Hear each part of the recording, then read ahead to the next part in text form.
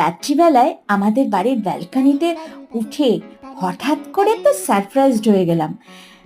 এখানে আমাদের যে ক্রিসমাস ট্রিটা ছিল, দেখলাম সেই ক্রিসমাস ট্রির উপরে পাখির একটা সুন্দর বাসা বানিয়েছে, আর তার মধ্যে ছোট্ট ছোট্ট পাখির বাচ্চা ডিম ফুটে বেরিয়েছে।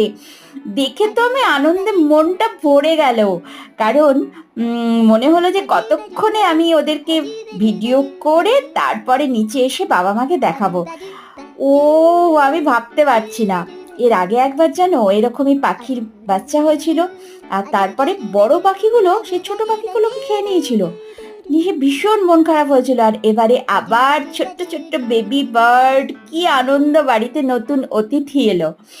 সবাই প্রার্থনা করে ওরা যেন ভালোভাবে বড় হয় এবং উঠতে শিখে যায়, বেঁচে থাকে সুস্থভাবে। টাটা।